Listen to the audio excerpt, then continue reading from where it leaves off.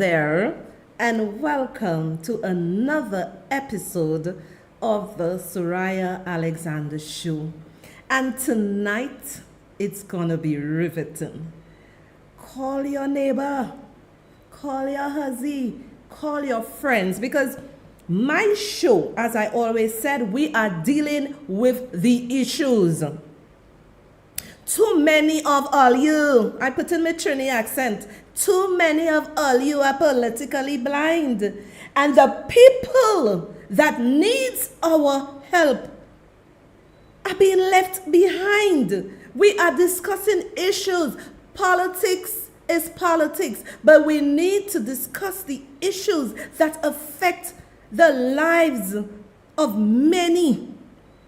So let me wish and say hello to everyone listening in Radio Land, Liberty 92.3 FM. Hello, I'm hearing you guys are loving the show. I'm hearing people are saying, it's a breath of fresh air because it's not political. It's bringing the facts. It's, opening people's minds. And I'm happy for that. So if you're driving home or you're just chilling, you're at your cool out spots, at the bars or wherever, let me say thank you for joining me. And also soon from now, you'll be seeing me on Liberty TV, which is, a wider audience, and people will get to know who is Sohria Alexander. And I love what I do because I'm a very brave individual in terms of bringing situations and issues to the fore so that our people can be elucidated, that they can have an understanding. And I break it down very easily. Try my best to use very simple words so that people could understand. And to all my senior citizens, I know that's your little pastime if you're radio on listening to Soso. I know many of you love Soso and I love you too. And also welcome to my YouTubers. YouTube is one of the most fabulous platforms. They never fail you. And when we streamed on Monday, Facebook, let me tell you, Facebook is doing so many changes up in the game. Facebook is making content creators like me very happy, but sometimes, they have their glitches, their servers. So remember, if you are watching me tonight, please go and subscribe to my YouTube channel, Sohria Alexander. Anytime you see the stream is doing nonsense on Facebook, because as I said to you, we're not streaming from St. Lucia. So if you see it's doing stupidness, nonsense, tracking, go over to my YouTube channel. The YouTube channel never sticks and our radio never sticks. So the experience is still there. So welcome to all my Facebookers. Thanks for joining us. And people, my Facebookers, let me speak to you. Be proactive. If you see the stream is sticking, as I said to you, it will not be on my end. We're streaming on Facebook platforms. Sometimes they have all their chats going on. As we could have seen with many of the other shows, they were just cut in doing nonsense. But my stream didn't cut. It was just sticking. Facebook fix your nonsense. So always head over to my YouTube channel and you can have the experience. And my guest I had on Monday, Larissa Joseph, she was very brilliant.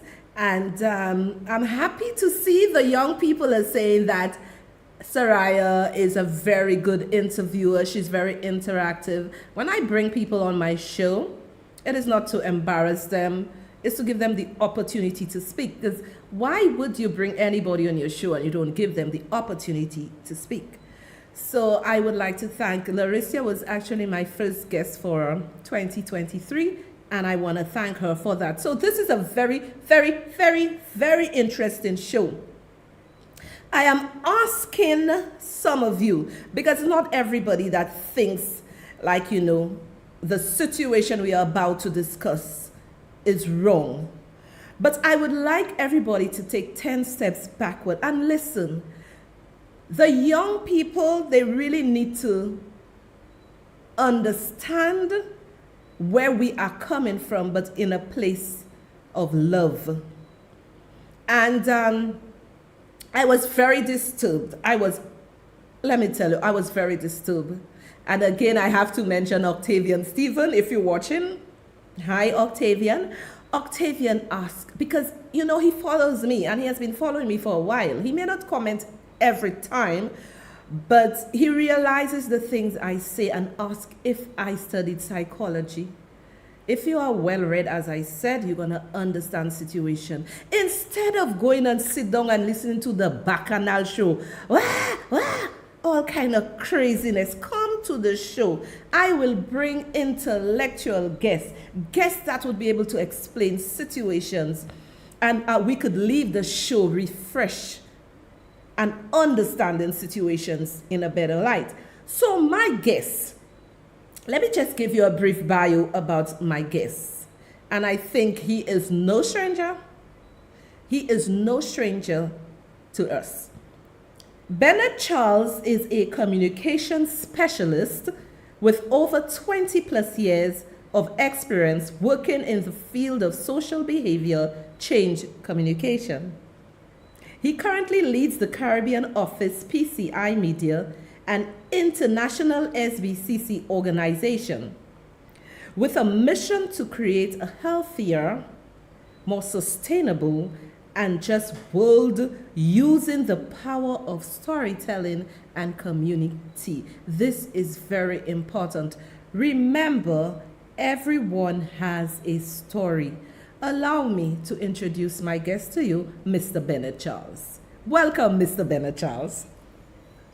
Good evening. Thank you for having me, and I look forward to a most fruitful and intellectual discussion with you. And it's also, I think, my first talk show for the year 2023. So I'm happy to be here Oh and wow! sharing and having a conversation So with you. I'm lucky. I'm lucky to have you. Oh, what a privilege!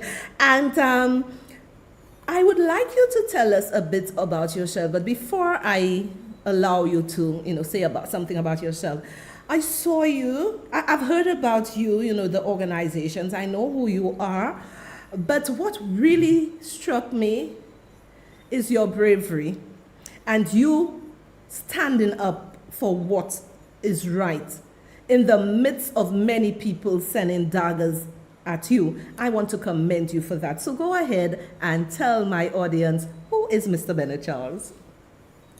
Thank you. I don't think I'm a stranger to controversy. I my last just let me tell you about my last posting. I I was recent maybe about 4 years ago. I worked with the only LGBT organization in Saint Lucia, which is United and Strong. So I was the communication advocacy officer for about 4 years.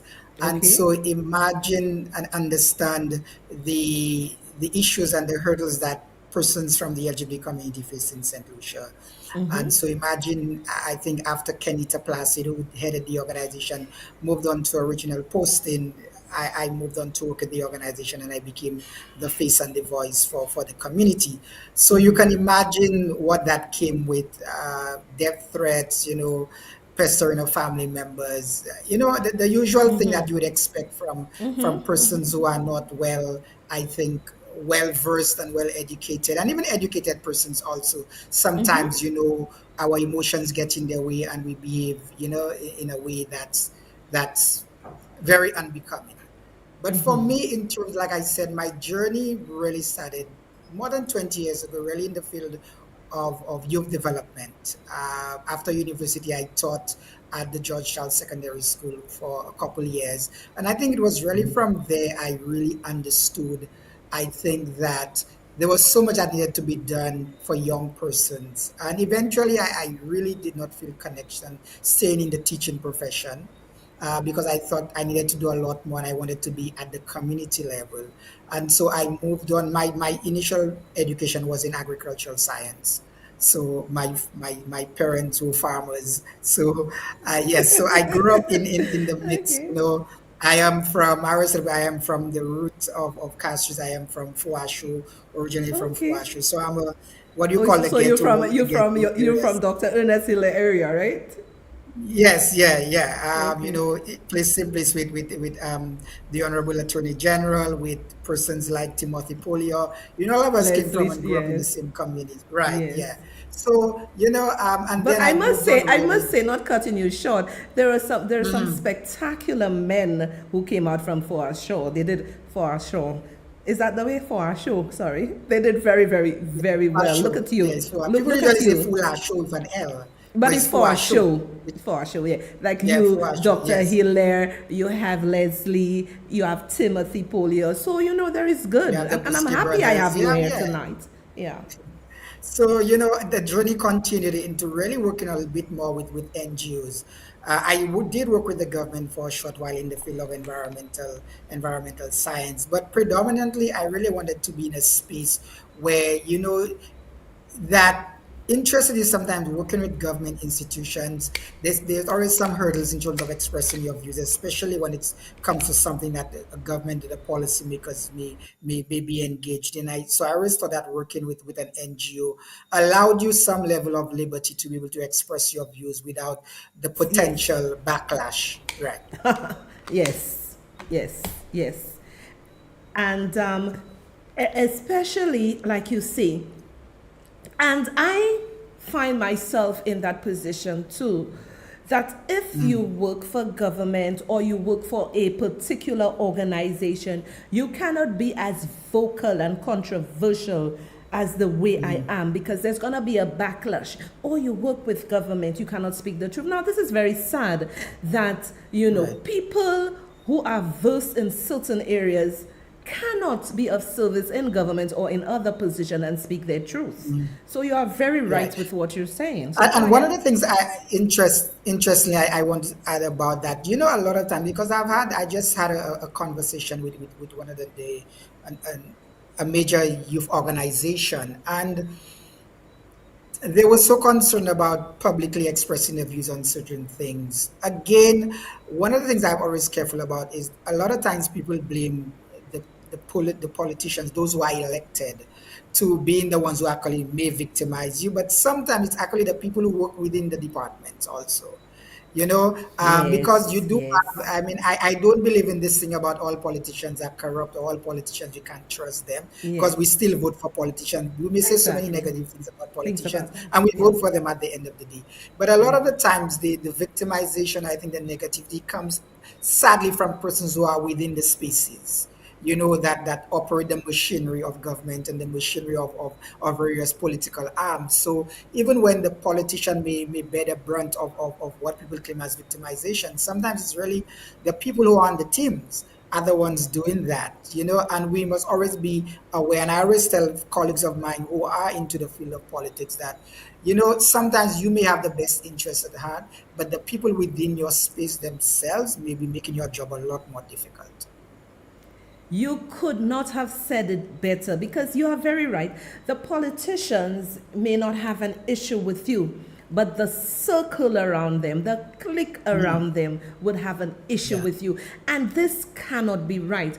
So it brings me to the point that it is our mentality as a people that needs refining, because I should be able to speak to you. If I may have a different view from you, I should be able to deal with you on a professional level, and not Yeah. because, of personal issues. And I realize people cannot get past that.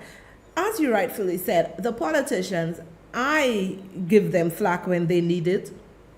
The politicians will not dislike me personally, but their supporters, the people around them, will dislike you. But we have to realize, when we fight, we're not fighting for us, we are fighting for a nation. And this is what we need to understand. And it is so good to have somebody who is here tonight, who is free and open to speak about the issues. Now, one of the issues, and you really got me interested in interviewing you, was the Leon Hess issue. I Right. did a show about that. Let me tell you, I did. I think I am just a brave lady. When I see a situation, I tackle it head on. I did a show on that as soon as I saw it, and I said, this cannot be right. Because if I have a child attending a secondary school, this child is a minor. Let me give you an example. When my first son, who is 24, attended Sir Arthur Lewis Community College, they said to us at the meeting that these are adults. They don't have to show us their homework. They don't have to show us their report book. They don't have to show us this and that because they are adults, right? Even though we're Right. paying their tuition, we're giving them food, we're giving them everything, right? They're saying they're adults. Well, it's true, they are adults based on the law, they are adults. However, excuse me, if I have my younger son attending secondary school and he did something that was not right, I would expect the administration of the school to be mature enough to call me and say, Miss Alexander, XYZ, this happened, and we're talking and we're communicating. Because at the end of the day, the end result would be amicable between the school, the student, and the parent. Now, in the case of the Leon Hess saga, I heard you spoke about it and you were spot on. These were my views. Felicia Brown also wrote a legal piece about it. But what I found is that the same young people, we want to do good, we want them to be upstanding, we throw them under the bus mercilessly.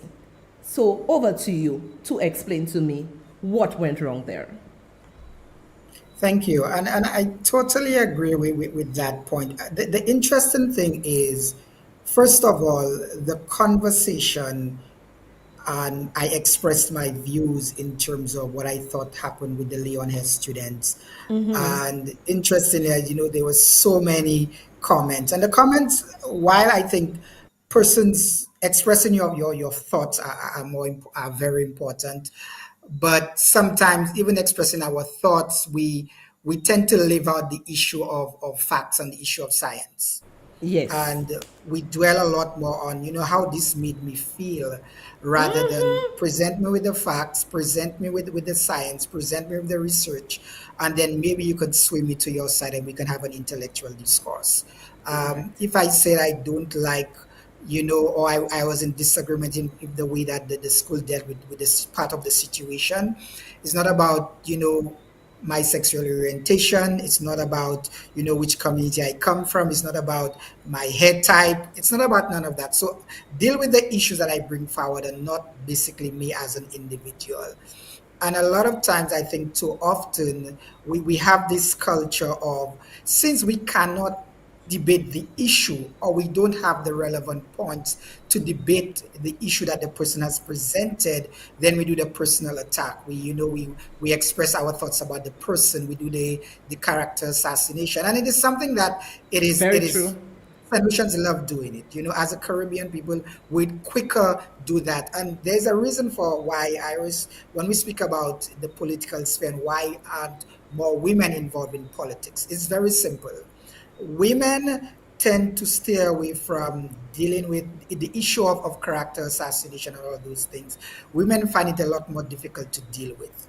It's important to them the way communities see them, the way people see them. So whenever you enter the field of politics, it's something that comes. And so men can shrug it off a lot easier. Men don't usually care about what people say about them. And this is why we don't have a lot of women in the spaces of elected politics. That's one of the major reasons. And so a lot of the times when you make a comment that is unpopular, and even though other persons may think about it, they would choose not to share it because they don't want to be the one at the end of the meeting. Exactly. They don't want to be the one people discussing how many children they have outside, or which woman they're sleeping with. And that is okay. If you're not prepared to bring an intellectual conversation and a discourse, then why attack the person's, the individual themselves, rather than having a conversation about the issue. And I think so. When I heard everything about me, and then there was so many talk shows that came up with the issue, there are colleagues of mine who actually called me and said, Bennett, we disagree with that point, and we had some fruitful discussions. Good friends of mine, like Zachary Hippolyte, who used to head police inside. We had some good conversations. the Minister of Education, we had some good conversation. He too was involved in the youth movement. So a lot of persons, I remember I sat in Constitution Park for almost 3 hours, and there were a group of gentlemen there from the 1940s and the 50s, and they were like, we disagree with you on that, but we agree with you on certain points. And I sat there for almost 3 hours just engaging in the conversation because they had points of view, but it had nothing to do with me as Bennett Charles. It had to do with the points of view. So we're able to have this discussion. All in all said, at the end of the day, if we realistically want to uplift young people and get young people to understand that sometimes there are things that they do that may actually be and have a negative impact on them. And that was my concern with in which the way the issue was settled by the Leones Secondary School. I totally supported the issue of the parts of the disciplinary action when it came to the stripping of the positions. I'm always when I'm also debatable about supervised suspension. I really think we need to revisit how supervised suspensions work. But I think within that aspect, yes, the school was in the correct space to do that particular thing. My concern, like I said, was with the face with the social media posting of the apology. And the reason why I say that is because I find that a lot of us within a certain era, born in a certain space period, anybody born in the 70s and the 80s, really and truly do not understand, really and truly, the impact that social media has on young people. That's not true. That's not true. I am born in 1969 and I am a Uh, social media guru. I you've, understand take, social you've media. taken I time understand. to, taken time to, so you've taken time to learn the impact of it. Yes, And, yes, and the that is the impact of thing. it. You have to take time to understand the impact of it. And I think when the issue about Leones came, and I'm like, hey, one, I certainly believe that why I believe that the parent should have been involved in that particular, in everything else, but particularly being more serious when it comes to taking young people, they've done something negative and further exposing them to a platform that generates a lot of negativity, right? I think there was an absence of an understanding of that. Sadly, in a space where we basically live in a very wide virtual world, in a space where businesses are conducted online, in a space where Generation Z, persons born between 2000 and now, this is their life, this is how they live. And we need to understand as educators, as intellectuals, as parents selves, how this space has an impact on our young people. And if you're going to discipline someone, but at the same time, that discipline includes humiliation, you're really not doing discipline. What you're doing, and I think a couple things happened with the Leones situation. One, I think there was a rush to action by the school's administration in terms of dealing with it in that particular way. I think it had a lot to do with dealing with or preserving the face of the institution. So that took precedence over dealing with the students. I think it was sort of like saying, we have to show the students what time it is. So it was a lot more about the image of the school, presenting a face that, hey, the school does not tolerate nonsense, rather than understanding how the situation should have been dealt with. So I think that is why the rush to action. And one of the questions I asked was, please show me a discipline document which called for this type of action to be taken. So if the school has a disciplinary document that shows, okay, if you're late for school, you get this. If you're abusive to someone, you get this.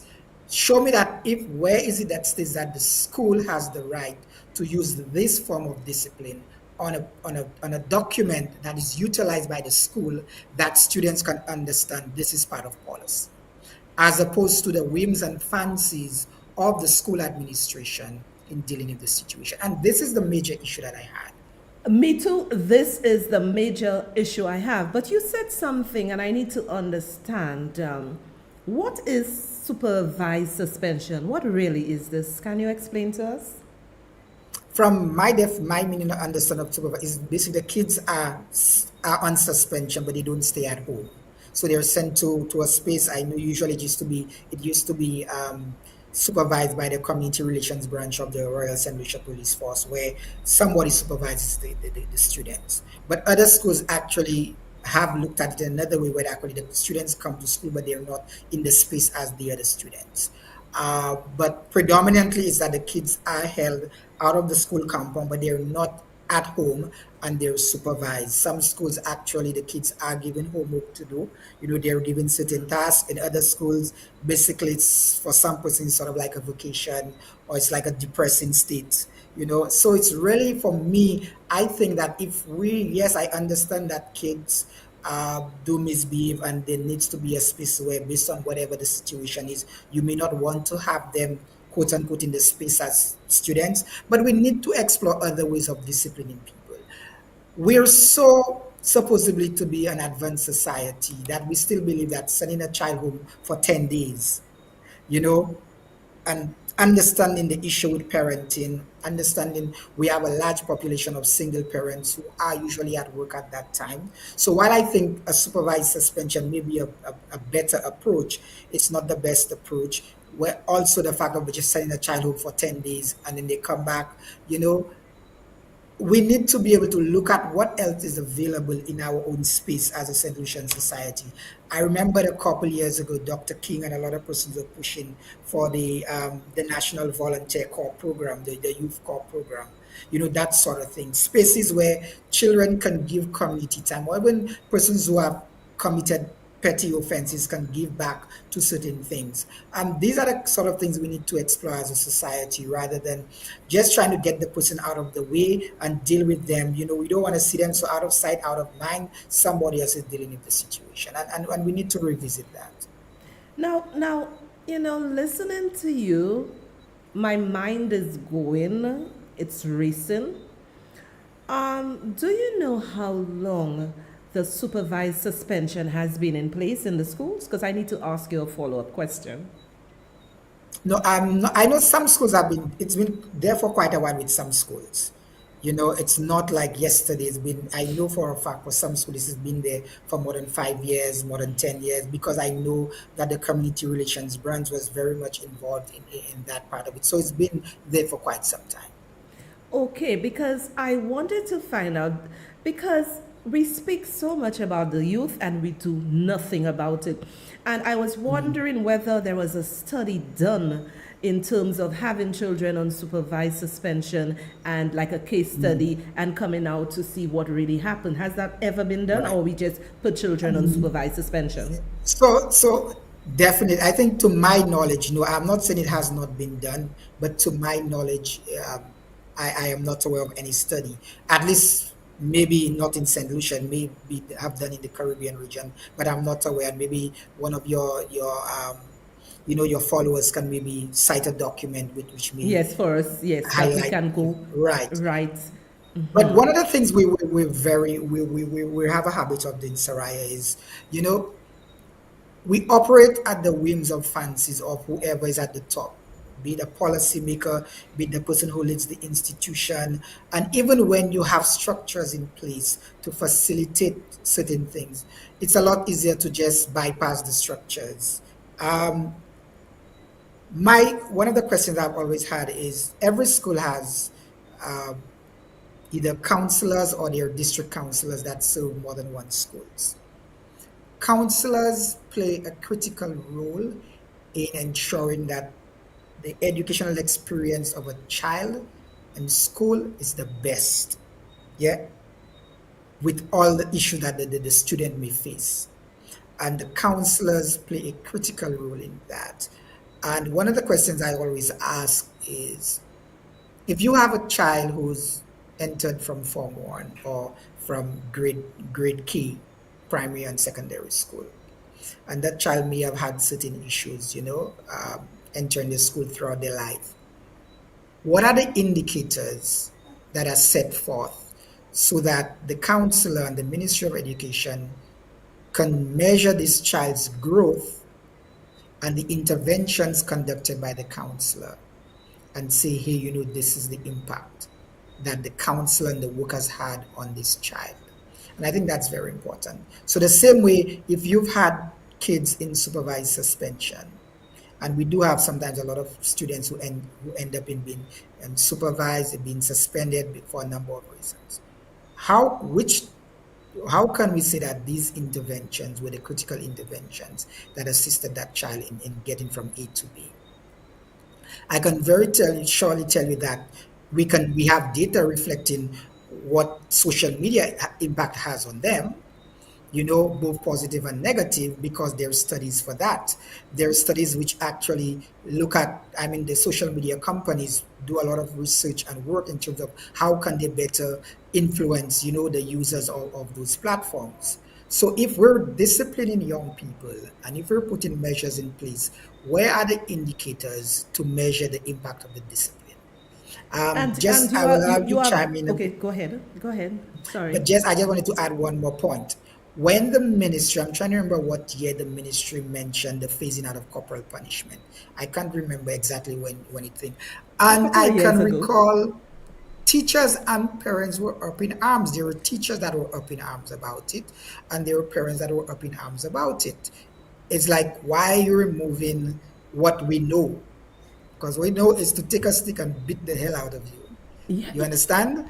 And what does that prove? What And does that do? and Nothing. then the ministry, right? And then I think the ministry, and then there was data to back that up, that corporal punishment, really doesn't do anything the same way. And so the ministry had the data and the information, and maybe more international sources and regional sources rather than St. Lucian sources, to say, hey, corporal punishment does not have the impact that it has, that we think that it has, because we are operating on the mentality that somebody misbehaves, you beat them. The same way, in relationships, your partner misbehaves, either you ridicule them, you humiliate them, or you boost their face. Because we're all about violence. We're not a society that likes to explore, conversations and conflict resolutions Very and true. those sort of things. We're quicker to post something negative on social media about you. We're quicker, to give you a few slaps across your face rather than have the logical conversation with you as a person. So And exactly. when you have disciplinary measures that are not being measured for the impact, we're really operating in a world of winds and fancies, spinning top in mud without proving that these disciplinary measures have had any impact on the And student. what you say there is so relevant to now, because I really don't understand. I am 53 years, right? And I don't think like 100, like I'm 100 years. I understand Mm, social media. And it really boggles my mind that people who's supposed to know better with their PhDs, their MSc, their BBA, well, we think they're supposed to know better. They are the ones saying, let us treat those young people or those students or those young kids, toddlers, the same way we were raised in 19 not not. That cannot right, be applied to now. And we cannot raise our children the way our parents raised us 100 years ago. We are living in a new dispensation, in a new yeah, era. And what I have found is that if a child is misbehaving and you put this child to sit down, you reason with it with the child. And what I've realized over my years, I have realized that people tend to look down on young people like they don't have a voice. You have to give right, that person, that young person, the chance to blow up, to steam out, to air right, out. They will calm down, and then you sit and you speak to them, and then you would get the required results, and then you'll continue coaching and guiding them. But it is like, I'll give you an example. I was in town the day when that happened, my son and I. We didn't shoot, we didn't, because we realized it's students. And there was some fracas there, and the police guy held him by his waist, pulling him yes, and yeah, whatever, and a lot of commotion or whatever. Okay, I am not saying to reward bad behavior. The police did their job. right, right, Okay, let's say they took him, they bring him down to the police station. Now, this same police officer really cannot talk to this child at that moment. You need to have somebody within the police department who deals with psychology to come and speak to that young person. right? You speak to that person, you guide them or whatever, and then the officer can, maybe caution them or whatever. But what I think is happening when these kids are arrested, these young people, they just take them down to the station and maybe leave them there, sit down, make them sit down there until maybe their parents or somebody come for them. We have to find a different way of doing things. And on another point, there is a young man. Oh my God. I'm talking to you here and it is really sad. There's another young man, I think he's 13 or 14, subject to correction. Maybe you could tell me more. And he's seated Yeah. at borderlay. What is the meaning of that? Right. Right. One of the things I want to at least stick a point in here about the police, which I think is also very important, is um, I saw the viral video with the physical interaction between the male police officer and the male student. And interestingly, if you analyze the video properly, you would see that there was an intervention by a female officer that actually sort of calmed the young man down a lot Yes, quicker. yes, yes. I saw that. Right, Her motherly instinct kicked in, if she's a mother. right. Yes, yes, I And saw yeah, that. she's a mother. And so we need to understand again, sometimes who we allow in certain spaces or who we allow to carry out certain duties, it can affect the play. I think one of the most underrated departments at the Royal St. Lucia Police Force, which I always say I think a lot more work needs to be done with them, is the Community Relations Branch. The Community Relations Branch is supposedly the community face of the police. And I think too often so much negativity happens within the police force, especially with situations that we've been seeing recently with the more, military style police officers who love, taunting their weapons and having the right, military gear on them, compared to a lot of the other police officers who are particularly attached to the community relations branch. Even when you look at the city police, and their approach and their conversations, the way they speak, it's a lot different.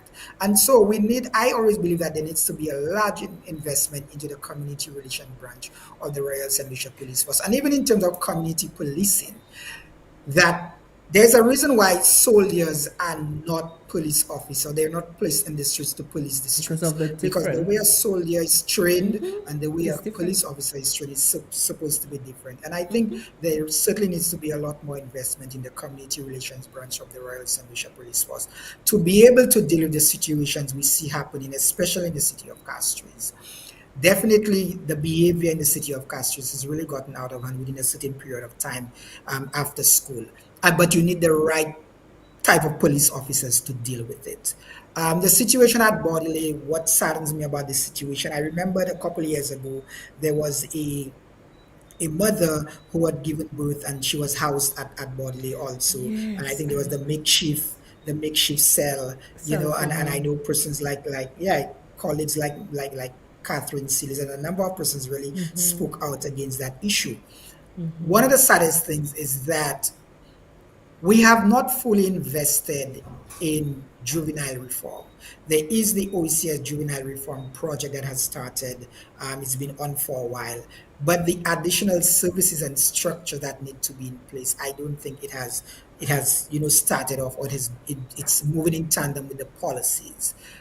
When you have young people who are at the Bodley Correctional Facility, I have a couple questions. Do we have and I know prison officers are trained differently than police officers. At least they're supposed to. My dad was a prison officer for a number of years, so I'm pretty familiar with the correctional system in this country. And when you do have two young kids who are housed at the Bodley Correctional Facility, which is all in all a correctional facility, a rehabilitation, but you must ensure that the interaction is with the prison officers who can deal with them. That is very important because prison officers are predominantly trained to deal with another type of criminal. My next question is, what are the issues that have faced the Boys Training Center in Grizzly? And we've had a myriad of those issues. And now we're hearing about the George Charles Secondary School, the old George Charles Secondary School, being turned into a place for, for young juvenile offenders. Now, interestingly enough, I'm wondering if they're looking at female juvenile offenders also. So these are the conversations that we need to have in terms of if we're going to have an advanced society, because you do have boys training center for boys, which the place has had a lot of problems, both in terms of the staffing, the treatment from the staff, and the treatment of the staff by policymakers and the wards. There isn't any place for young female juvenile offenders. There isn't. You understand? So if we're establishing, the systems to support young people, and we can get funding to do everything else, it shows that our priorities really and truly, we need to revisit the priorities at the end of the day and explore what needs to be done. And young people will, let me give you a simple example in terms of social media. If Generation Z, which understands social media very, very well, wanted to mount a campaign against what happened to the fellow peers on social media, it would have been detrimental to a lot of educational institutions in this country, because social media can be an amazing tool if used the right way, and it can be a very destructive tool if used the wrong way. And I'm saying this because it's a field that I work in. I see how it's used both in terms of the issue of politics and the issue of human rights and the issues of gender, everything. It is a tool. If you use it well and you know how to use it, you can determine how it's done. People, for example, when you're able, simple example like TikTok. So if you're going to, TikTok has the most intelligent social media algorithm in the world, most intelligent. If you go on TikTok and you look at, let's say, 5 depressing videos that deals with depression and issues of problems you're dealing with, TikTok will automatically start ensuring that whenever you open your For You page, the first thing you predominantly see is anything that dealing with depression, because the algorithm is designed to learn about you and feed you something that you're exploring. So when you take a child and you post them on a social media platform, and it's about apologies, and it's bringing in cyberbullying, you're exposing them to cyberbullying, you're exposing them to a lot of negativity. The algorithm actually looks for content that fits that and sends that content to that particular page, especially with a platform like TikTok. So when you don't understand social media and you use it in a sense of, I'm going to discipline these young people by utilizing the very platform that they may have misbehaved on, the platform learns what you're doing and it feeds the very negativity that you're posting. Well And said. so young people have learned how to weaponize social media very, very well. I am happy that it is not something that is utilized a lot by our Caribbean content creators, because we don't have a lot of Caribbean content creators, more predominantly out of Jamaica, Barbados, Trinidad, but in the smaller OECS, we don't have a lot of content creators. Could really and truly use social media platform to influence. We saw it in elections. Yes. Every politician had an Instagram page. Why? Because they understand the impact that social media could have, positive or negative. They understand it. They had the teams working on it. Every politician had an ad popping up across TikTok and across Instagram, which are the two widely used platforms for young people now. So if you know it's how it can facilitate behavior change and you use it to your advantage, and the policymakers and the institutions and the intellectuals know that, why can't you believe that posting something that would inherently expose young people to cyberbullying and further negativity, don't you think that's going to have the reverse effect on them? Case closed. It is also real.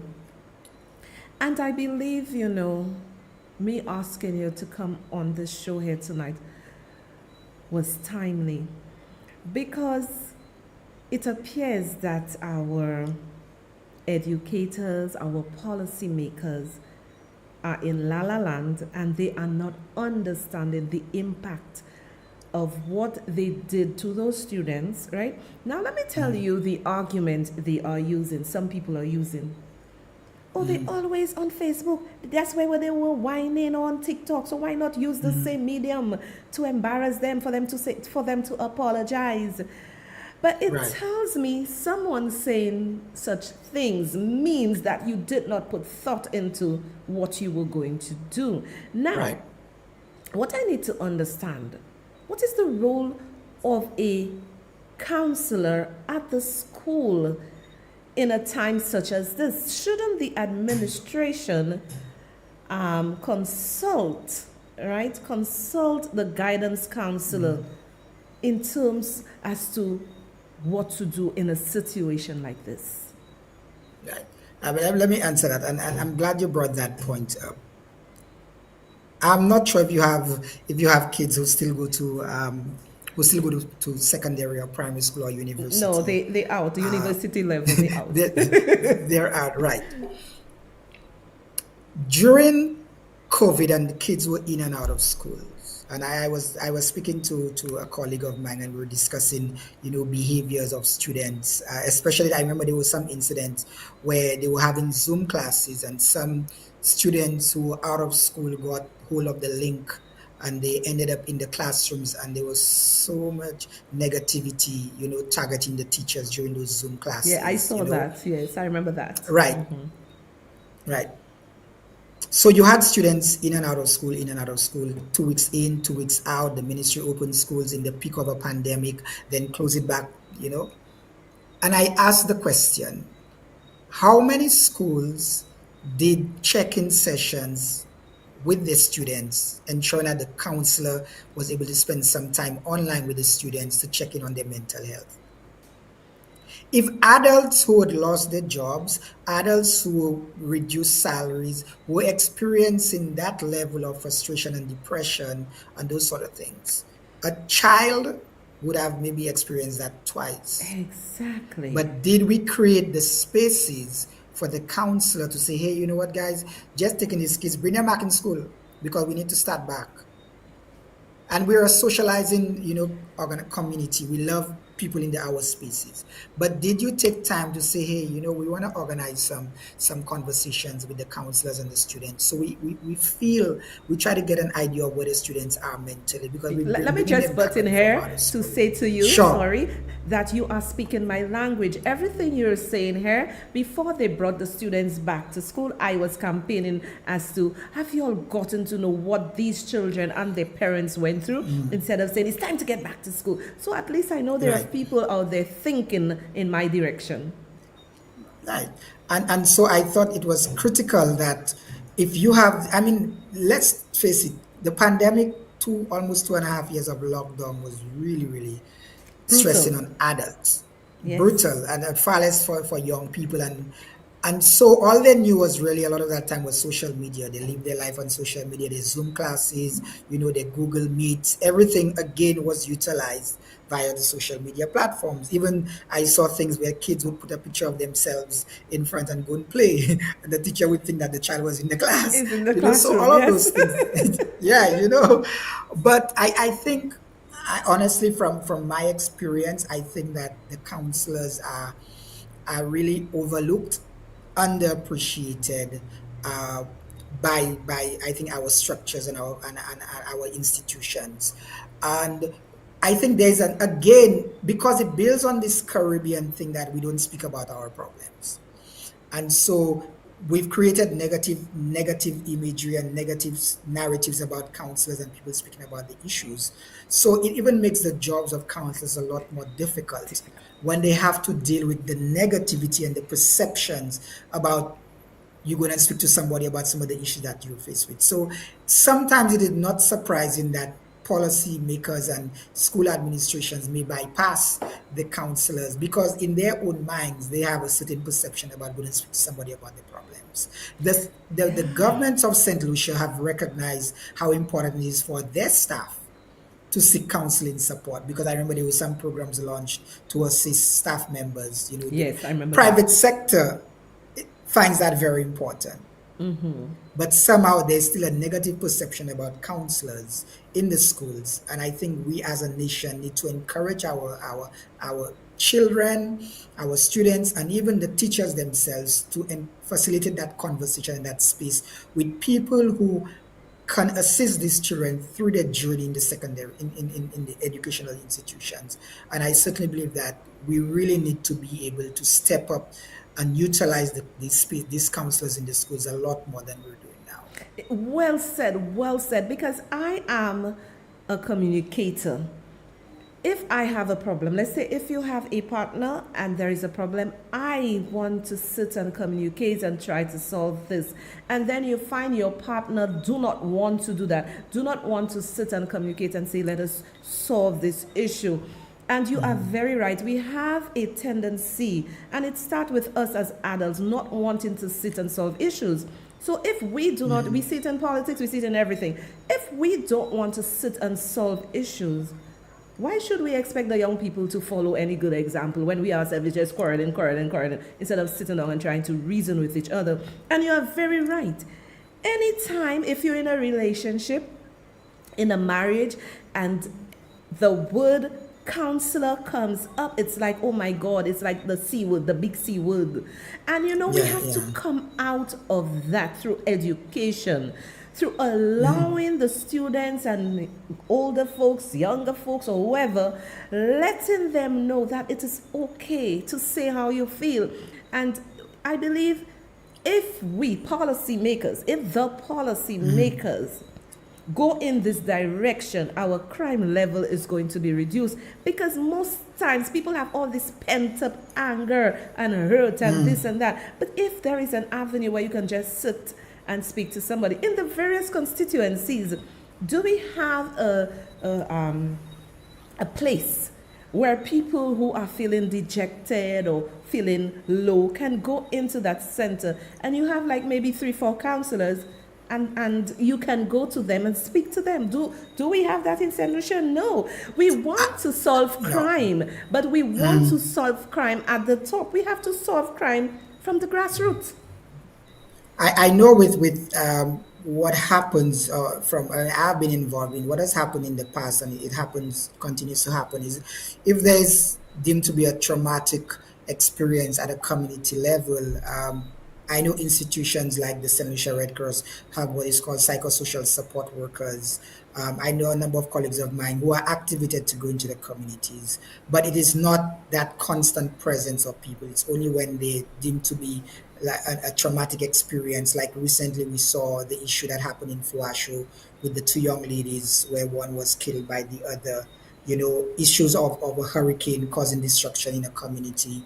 Usually people are activated to deal with those and to help with the trauma that citizens may be facing. But in terms of its constant presence and operation, it's not something that I'm aware of that's constantly available. Because I believe we need to start getting serious in this country. The policymakers, they need to start investing our millions in the right areas. Because let me tell you that human beings are human beings, right? And we all go through different phases in our life. And to say, because, okay, like we had a bad incident that happened for our show, and we bring the Right. counselors, daily, how many people in St. Lucia, I'm not even going internationally, how many people in St. Lucia that go through hard times? Sometimes people have nobody to talk to. But if they know, oh, I can go there, I will meet Sohria, I can speak to Sohria at the counseling center. I will see Bennett. Oh, I can speak to Bennett. Or I can speak to this one or that one. It gives them an avenue to run to a place when they feel that they are at their lowest. And I believe Yeah. we need to look at things from a holistic point of view in this country. And I've heard many people complaining that they want a lot of things done in terms of policies, but the implementation aspect of it is bad. Yeah, and I think we always agree on that in terms of certain things look very nice on paper, but the implementation. And I recently had a bit of at loggerhead with the Ministry of Education, who recently released a document asking all the schools to ban, sugary drinks. And That was a then mess. yeah, and then the second thing which came out was that they had to recall it because there was not a plan, the implementation plan in place to offer alternatives. So I think it's a good intention, well intended to in terms of phasing out because we understand the medical issues that are associated with. I mean, I like my Coke. I always, as much as possible, try to have my, we all have our, Our our sins. things. My Yeah, sin, yeah, my yeah. But sin I've is tea. reduced. I love tea. It's, Oh God. but I think if something looks very amazing on paper, you need to be able to look at the implementation process of it is very important. And so I think the ministry realized that, hey, we did not do enough consultation. We had no alternatives to offer parents. Are we asking teachers to go around and taste the juice of the students to find out how sweet the juice is? And even the term sugary drinks is subjective to which drink is more sugary than the other. But I think it was well intended. It's just that the implementation and the start of it, sadly was not well done. So we do a lot of things that sound really nice on paper. How do you deal with it? I know there was a recent one with a memo that seemed to have been leaked where the Ministry of Education again, I think the St. Lucia Royal Police Force, or I think it was Communication the branch. The city police. communication. Mm-hmm. Right, right. Spoke about, kids who are on out after school hours and were misbehaving in Loitering. school in right, they would be arrested. And then they had to go and apologize again. Because sometimes, things look very nice on paper. Its implementation is the critical things. The conversations with the schools and the PTAs at the schools and the student councils at the schools and the school administration. I remember the time, you would pass by Dilly's and you know, the former principal of St. Mary's College, Sion, would pass. And whenever Sion passed, he would pass during school hours while the kids are supposed to go to school. And once he passed, kids would run on the buses. So when you do things like a thing in terms of when you're going to get kids at the home, the school must be involved in it. The parents must be involved in it because it's a society that shapes our students, our kids, whether it be for the for good or for worse. We're the ones shaping young people. We have a clash of new ideas and old ideas, and somehow we can't seem to be able to fit it properly to be able to deal with the situation. And we believe that if I was born in the 1970s, how my parents raised me will work with a child who was born in 2000. The Exactly. value should stay the same. Some of the values, the moral issues, but the way it is done may not necessarily work the same way. We're not even sure if it actually worked in the past because look at our situations with parenting and the crime situations, but we need to be able to ensure that the Generation Z, our young people in this time period, and those who are at the helm, who are the policymakers, are able to meet that common ground and discuss issues amicably, but not if you're going to discipline somebody, don't try to humiliate them during the period of discipline. That is only going Uh, to cause chaos. exactly. And, um, sometimes I believe that there are square pegs in round holes. And the reason why I'm saying this, because I heard a parent was complaining about the situation at Leon Hess. How important is parental consent? Explain to me. Yeah, I mean, I don't even think this is an intellectual debate when it comes to parental consent. I mean, let's not even talk about the intellectual issues about that and the research about that.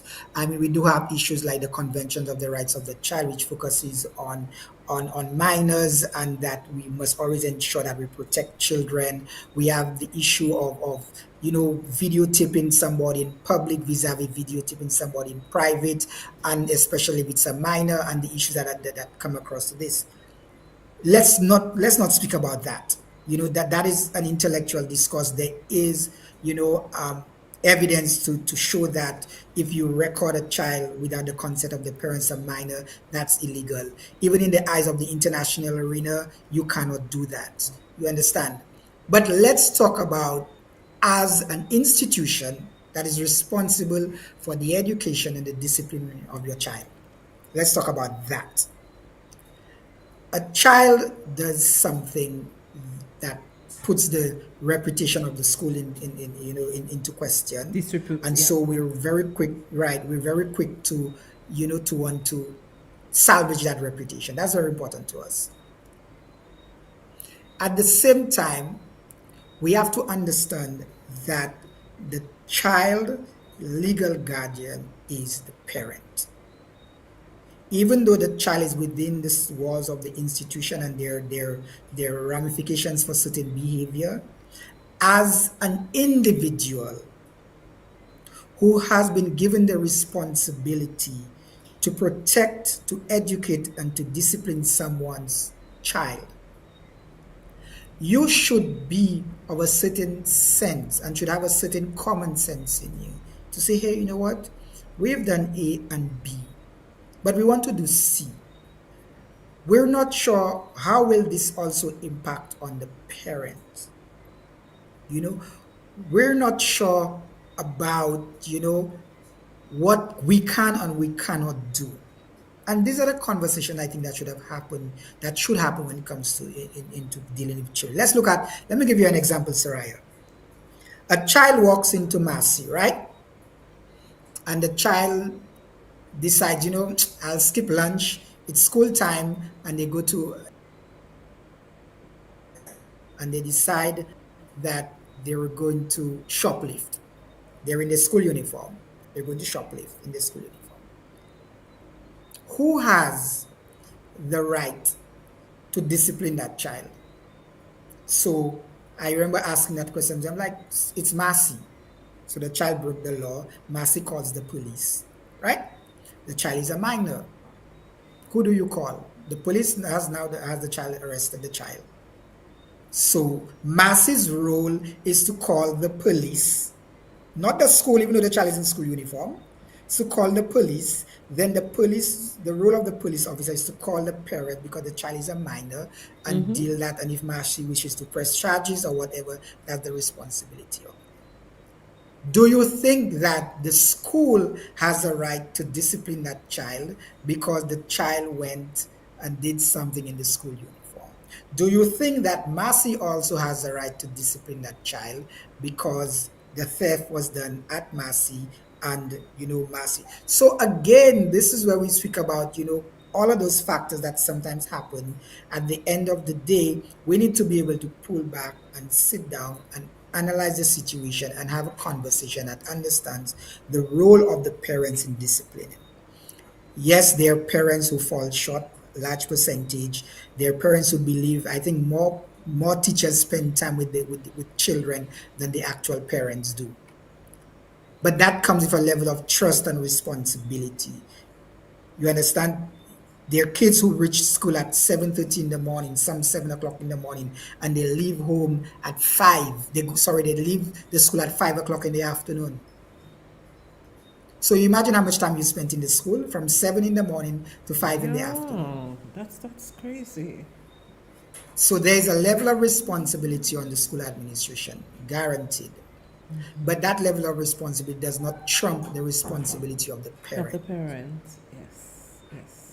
And as a wise administrator or somebody who understands that, there are times when you need to take parents to task. And that is also your responsibility when the parent ill treats that child, because at the end of the day, it is the child that needs protecting, not humiliating. The child needs protecting, sometimes from their parents, sometimes from themselves, sometimes from the school administration. But we have to be able to say, hey, you know what I did, I was too quick in doing it. I did not think correctly. And maybe if I were to be put in that position again, I would do it differently. But no, people are bent on ego and saving the reputation of the institution and showing the institution is, hey, we can't have nobody slacking off because that's a prize institution at the expense of, The student. the humility, and ensuring that this child is humiliated, is cyberbullied, and is seen as a negative scourge on society. Now, I'm listening to you here and my thoughts are racing. And we as a society have failed. And I'll tell you why we have failed. policymakers and various administrations, what they do, they invest in Yeah. things that they think that we need or that we want, and not really investing in human resources. Now, in terms of parents, I've been hearing, a lot of delinquent parents, from authorities and different places. But no one has really said, and this could be done within the educational system, that we do things to encourage parents to be better parents, have programs, and just build that bond, because sometimes it's not that the parents want to be wayward, but they need that push, that pull. They need that in Yeah. order for us to change a society. But I realize that it is better to build a big building with all sorts of nice things than investing in people. I remember there were I can remember a number of conversations being involved with the National Youth Council and a number of social institutions within government themselves. I know there have been quite a bit of conversation about assisting parents. But the thing with parents, you have to be very careful about how you see it. If you tell somebody come to parenting classes, that they'll tell you what parenting classes, Gwamun Kwamu Kadima Vini parenting classes. So a lot of times is the approach is also very important. So I know there have been some initiatives that maybe were definitely not sustained. I think one of the amazing programs I remembered that was at the Ministry of Education was the Roving Caregivers program, Yes, where I you're remember able to go that. I into the remember that. homes, right, and assist, Yes. in raising in assist in terms of the nurturing of the kids. So although it was not a direct parenting program, but it was a support program. But is the way in which you assist parents and how the conversation happens. But I certainly know that there've been some attempt, but again, every parent believe they're raising the child the right way, but is how do you get them to your side? It's not by alienating them. It's not by making them believe they're doing a terrible job. It's by bringing them in and having those good community consultations and being able to ensure that, hey, you know what, this is what is needed. This is how we could do it. I mean, you have a lot of community centers all about the place that's definitely not being utilized as much as they should be. We had a lot of very nice big buildings that are now dilapidated. Some of them are being rebuilt and not utilized by the communities. Now, it brings me back to the Boys Training Center. From the time I'm growing up, I'm hearing about Boys Training Right. Center. Like, what really is the problem there? Because I know they had to be changing the commander in chief, always changing, bring back the boys fighting with the staff fighting with the Yeah. boys. What really is the issue? Why can't we even get?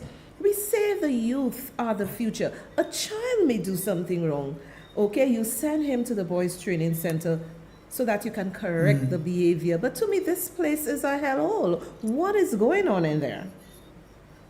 I don't know if they've have done some work at the Boys Training Center. I mean, as an NGO person, we've gone in and have conversations. I've had experiences with the staff, and I think there have been a number of issues, and it's not one it sometimes has to do with the staff who are hired. I know there have situations where you had security guards who were not able to really understand their role, so there were lots of clashes with the security officers under wards at the institution. You had, and again, when you have boys are sent to the center for various reasons. Some are sent for care and protection. Some are sent because they've committed a certain crime or a certain misdemeanor. So there are various reasons there. And then when you have persons sent there for various reasons, yet still they're commingling, then you may have the issue of the abuse of wards by other wards, the abuse of the younger boys by the older boys, so definitely also the issue of enough funding being put into that place. The boys usually escape very easily and return, although I've had friends of mine who gone there and they've turned out to be amazing. But I think it's a collection of issues. So it's not about one, but from administration to the treatment of the boys to the adequate facilities to the adequate programs to support, a number of issues, affect. I think with the implementation of the juvenile justice reform program throughout the OHCS, I'm hoping that this has a serious impact. But if you're going to go and turn George Child Secondary School into another you need to be able to ensure that if you're going to bring them over, if you're going to that there is an improvement, and that you have a serious commitment to, an institution that could serve not just boys but serve young ladies also.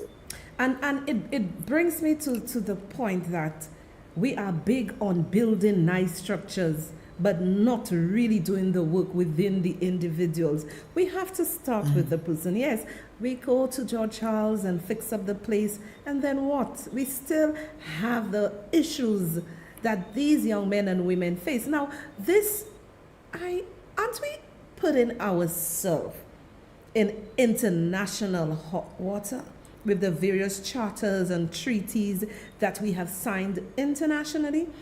Help me understand something. Who is speaking on behalf of this young child who is at Borderley, 13, 14 years? I heard an official said on television that was the best place for him to go. How can this be the best place for this child to go? Okay, so and interestingly, when I heard that comment about that was the best place for the child to go, it tells you a lot for a number of reasons. One, the individual may be right that these are the best place for the boy to go because for a number of reasons. One, maybe sending this boy to boys training center may be a worse experience in terms of will that, and then we don't know. I think there was maybe some underlying issues, and this is what I'm saying, that maybe the individual may be correct, and if the individual is correct, that is sadder because we're supposed to have the boys training center. But if the boys training center cannot adequately protect or contain the person for whatever the crime was, then we need to say, hey, how useful is the boys training center? And why And is that it is so that? important. How Yeah, useful and that is is so that center? important. Yeah, you know what I'm saying? So even though it may have come out like, what? Bodily is the best place to put that person, Oh then my God. that's scary. It is scary because let me tell you, what are we It's doing really? scary.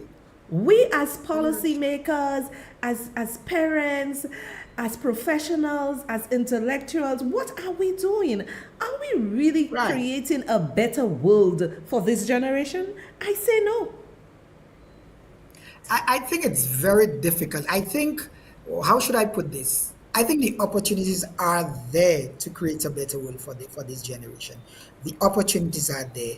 Are we ensuring that we utilize the opportunities? Are we ensuring that are we ensuring that we have the right persons to deliver, and ensure that the opportunities are manifested in a way that young people could You said no. utilize it? Let me not I cut think you that is short. the Let big. me not cut you short. You said a key word: the right people. Carry on. Yes, yeah, and that is the bigger question. That is the bigger question. You know, do you have the right persons in place? Do you have the right intent in place? You know, we have a lot of programs that are being launched. Are they reaching? Let me give you a simple example. I remember during COVID, Dr. St. Catherine, I think he did some research during, was it Dr. I'm trying to remember. And the research revealed that a large percentage of the persons who should have received support from COVID packages did not receive it. You understand? So when you have, when you have a lot of these people, when programs are designed to serve the vulnerable and it doesn't reach the vulnerable, how we expect to have any change at the end of the day? It doesn't. Mindset. Our mindset Yeah. needs. I don't know. Our mindsets. It's One ridiculous. second now. Definitely. And so it has a lot to do with, how do you make that happen? I always believe that you employ the best person for the best job, for the job. It doesn't matter the thinking, the color, whatever. If we have somebody who can deliver the job properly, we get that person for the job. And too often we don't do that. We fall prey to so many other things, from the politicking to the friends to the family.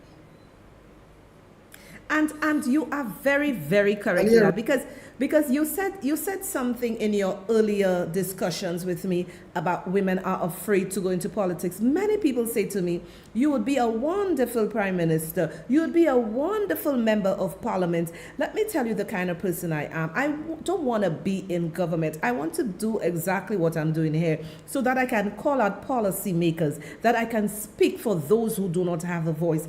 I have been attacked in every which way you can think of. Going and say things, personal things that's not even true, just to shut me up. But let me tell you something, and this is what I want our young people to have, is the confidence. I was born with confidence. Let me tell you, when you have confidence, what people say doesn't matter. And I think in many organizations, governmental or non-governmental, you find you have a lot of very thin-skinned people who do not have backbone to go out there and say what they have to say. Not because this person is your boss and this person saying this is the way to do it. You could say, okay, let's dialogue. We can do it a different way. But what I have found through my professional life, there's a lot of people, they do not want to change for the better, my way or the highway. Yeah, and that has a lot to do. I think we've supported a culture, one, of you do not question the boss. I think we have this culture, and if you question the boss, you worried about, boy, I will never have a job tomorrow. You understand what I'm saying?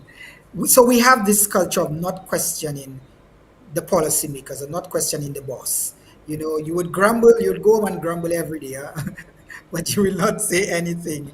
And sometimes even the institutions that are supposed to support and work for you, be it the unions or associations, They they're don't. like, boy, you see, the people are there right now. We don't want to step on their toes. So, we let that one slide. And so we have that culture that you don't question those at the head. And so you remain in your shell, and then what happens now when someone comes with an idea or a thought that is not popular with the masses, the very people who have remained quiet will attack because they need to belong and they need to show that, hey, you know what? Because they believe You're everybody speaking to else thinks me. like them, Exactly. you People know? want you And to so, belong. yeah, and this is where I think the root of organizations. I mean, I was born and bred within the National Youth Council.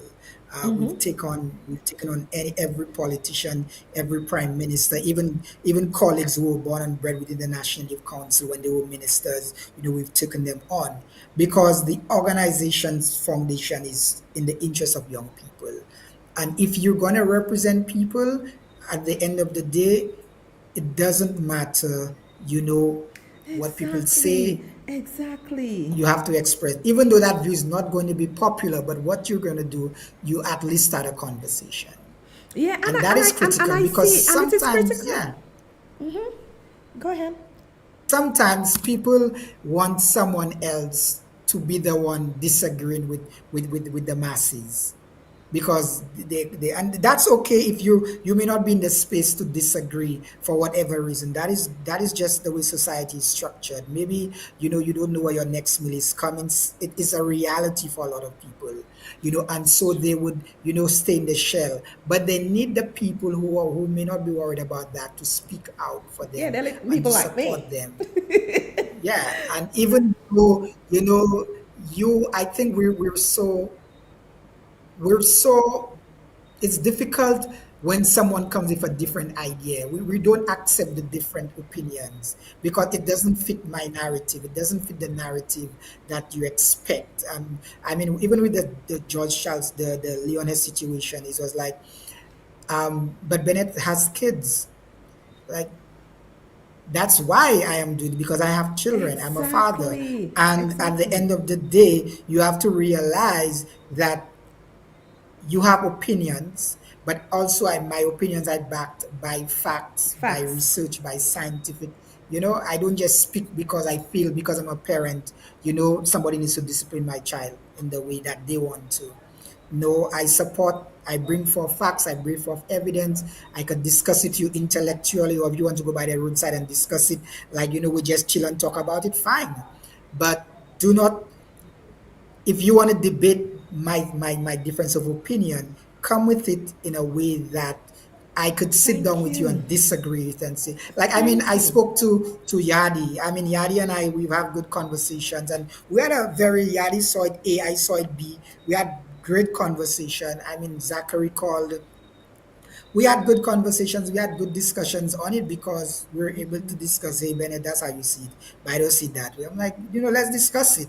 And a number of colleagues of mine who may have seen it differently, but don't come because you don't disagree with me because you have no opinion of your own because somebody else said it this way. And then the best you can do is attack what my sexuality, like really in this day and age, or attack what I'm doing, what I'm not doing, or attack Deal with the that my issues. Deal head, with the my issues. yeah, because and so a lot of times people will not express the difference in an opinion because they fear all of this, they don't know how to deal with it, and they don't know how to deal with when somebody comes at them with a lot of negativity, the issue of how the children will deal with it, how the spouse will deal with it. And this is why I envy politicians. Let me tell Why? you, a Why lot you of people envy don't them? I trust don't envy them. politicians. No, I'll tell you why I envy them. It takes a lot to go up on a platform. And when I talk about politicians, we in our own space are political advocates also. Yes, I know. So I the know. very thing, we just that we're not into elective politics, Yes, right? yes. It takes a lot to be able to deal with a St. Lucian society. Yeah. I mean, you Yeah. maybe know that more than I do. You've been involved in these spaces more than Yeah. I have, Yeah. and to still remain, resolute and do what you need to do. As a woman in an advocacy sphere, I mean, I've seen situations where people question whether this person was married, whether this person is a lesbian, whether this person has a man or a woman, whether this person has beat her husband or whatever, Yeah, because they of the stance do. you take on certain thing, or even if you're my grand aunt was the first female elected parliamentarian in this country. You understand? So even when she spoke That's about her her rock. experiences, right? Even when she spoke about her experiences as the only woman in parliament and in cabinet, and what she was faced with a male-dominated space. So you are gonna get into spaces where whatever you say may not be popular, whatever you do may not be popular, but do you have the cojones? Do you have to continue doing what The you do? gonads. And The gonads. you have, yes, to continue doing that. And this is what causes and brings about change at the end of the day, because people remain resolute in their belief. And when I say that, I speak about a lot of people who've caused change in society. We have a lot of politicians who've done it and who've done this and remain there. You know, um, we have a lot of persons in the space of NGO advocacy, a lot of persons in the spaces of education who've remained resolute in their thinking. I remember when the ministry said that they were abolishing corporal punishment. Would have ever thought of a day where you could not beat a child, and people were crazy about how we care about children in school. You understand?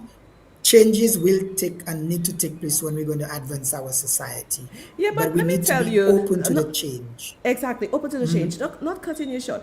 Um, I don't know, but when I raised my mom was like, you're not gonna beat my child at school. I'm 53 years, as I said, you're not gonna beat them. If they have a problem, call me, let us discuss it. And I never got beaten. And there was this particular teacher at Anglican Primary School taking the cane and beat everybody. My mother said, don't you dare. If you have a problem, call her. So it's not, even some of our parents, okay, they were not for that beating thing and all this craziness. So Yes, yeah, yeah, I yeah. believe people have to purpose in themselves to find other ways to solve issues. Now I have a very important question to ask you. Some of these politicians Sure. there, some of them were very involved in the youth movement. Some of them have told me their stories, what they did and what they didn't do. Yes. What is what is the purpose? What is the purpose of a student council or a national youth student council? What is the purpose? Because I'm not really hearing them, vibrant and really, Yeah, ranking up the yeah. pressure. So one of the things that has happened, and I've always been very vocal about that. The National Youth Council will and always should remain a movement. The National Youth Council should and always remain a place to produce future leaders of this country, as any other organization. But the National Youth Council was the foundation was to ensure as much as possible that we produce leaders. And the National Youth Council has produced politicians from both ends of the spectrum. Yeah. The student council ensuring that student representation was given and that the school did not abuse its power and its authority over students. There are moments where the student councils, and I think it has a lot to do sometimes with who is at the helm. The same with a political party, based on who is at the helm, it may take the persona of the Of leader. the exactly. And yeah, and so sometimes the student council, which is now, its own entity, it's a member of the national, but it's now its own and separate entity, um, has been very vocal on issues. Sometimes has been very quiet on issues. But at the end of the day, the students council must always remain and be the voice of students. And if they lost that, they need to find it. If that has been lost, it needs to be found. They have lost The it student councils because are. I have not heard, not cutting you short, I have not heard them with regards to the issue at the Leon High School, and not only the Leon Oh, High I School, think so that many other when I things. said that, actually, I think it came out late. It came out late because when I was speaking to a fellow colleague of mine from the National Council, and they did put out a statement on Instagram. But I think sometimes you need to make people hear your message. On So you just Instagram, squeeze hey, it in hey, there. hey, on Instagram, Yeah. there is the media, right? Why don't Right. use the media? And then there is Facebook. The same, we need to get real, okay? It doesn't matter if it is your power, your friend, or whoever is in government. Let us stand for what is right. Because if you stand for what is right, people will respect you. And the Yeah. students' councils within the schools and the National Youth Council, to me, it's null and void because it's like Right. there is no voice for them. But the student councils at the secondary schools, I must say, I think again, um, I think a lot of the students councils at the various secondary schools have sort of taken on a persona of a club, you know, Really? and and I think there needs to be that. And again, it's understanding what the student council at the various secondary schools is supposed to do. It is a movement. It's supposed to be a movement and a representation of students. And I think that needs to be brought back so people understand what it means to have a student council operating within a secondary school space. I know there even when I was involved in the National Youth Council, there were primary schools that were setting up students' councils because they understood the importance. So maybe there needs to be that resurgence of what the student council is and what it means to have a student council. The National Youth Council, I know they've gone through a rocky patch. I know they've recently had elections, and I've met with them and we've had some conversations. And I think we're hoping to see that resurfacing and that advocacy that used to be the National Youth Council, coming back. And I look forward for that, where, they could really get back, the space that they once had in this country, and they can express how they feel about the thing. And I think a lot has to do also with, Exactly. you know, having the people. And I've, like I said, I've met with this executive, and there are lots of people with different thinking now, different political spectrums, but thinking about young people as the ultimate representation Goal. of themselves. And I'm really excited Exactly. about, this youth movement, this National Youth Council, the new executive, and hopefully their ability to impact where they're supposed to. Yes, because I may have to invite maybe the president of the National Yeah, Youth yeah, Council to yeah. come and have a discussion, because we must have this discussion. Because when I look on Facebook, social media, television, it's all about politics, politics, politics. We Yeah. praising those politicians, whereas we need to start looking at the grassroots, the students, the young people doing what we're supposed to do. Now, let me tell you, it was such a pleasure. It was such a pleasure having you. You're such a wonderful guest, and the conversation just went on and on. And I know my viewers are happy because they're always saying, so you're only giving us an hour. Well, I gave you more than an hour tonight so that you can, Yes. hey. And these are the conversations. This is why I say to you, my viewers and my listeners on radio, soon to be on television. This is why I say to you, this is the show. This is the place you have to be. It's not political. It's just going to open your mind as to Yes. how things are done and how things supposed to be done.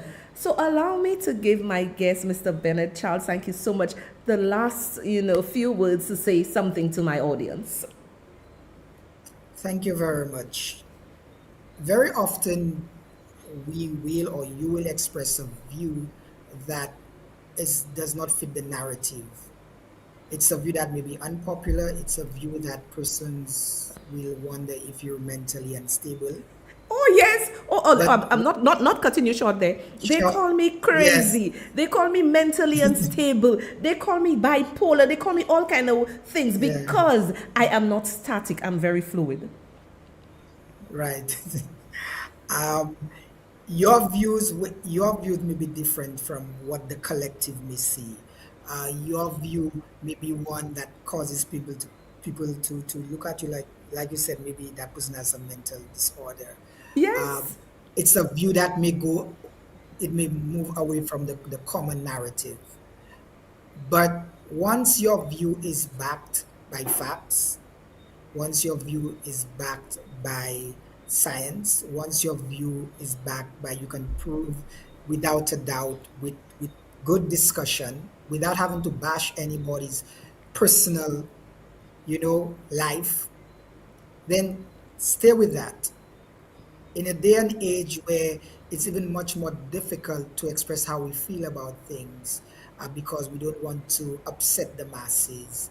It calls for a new breed of hero, a new breed of people who are willing to put themselves out there and speak truths that are uncommon and speak truths that persons may not want to align with them. If you're able to do that, then at least you would be making a dent in society. Would be giving people hope that people are still able to speak about something and about how they feel without the fear of victimization, without the fear of Position. your family being burnt or your family being dragged through the mud. If Yeah. you have a view that's different from the narrative, feel free to express it in a respectable manner. Feel free to express it back with facts, back with good conversation. And that should be it. I am always open. I've had many controversial views, especially during my stint with the LGBT organization. And I was always open to sit with people and just talk about it. They never supported. A lot of persons support LGBT, some don't. Some persons support corporal punishment, some persons don't. But never feel that you're above people to sit with them and have a conversation with them, Agreed. even though their Agreed. viewpoints differ from yours. And Agreed. that's it for me. Oh, you were such a fantastic guest. I learned a lot and I enjoyed it. And I hope all my listeners and viewers really did enjoy this form of engagement. And as I've always said, this is the trend of my show. And this is where, you come in and you learn a lot of things. And I'm going to be having some more interesting guests. After the show, you can go, whether you watch it on your bed or wherever, you could go and go to bed and just think of all the things we have said. There's no shouting, there's no sweating, there's no madness going on. And encourage your friends to come to a show like this. Start coming away from the noise. Let us try to be better people.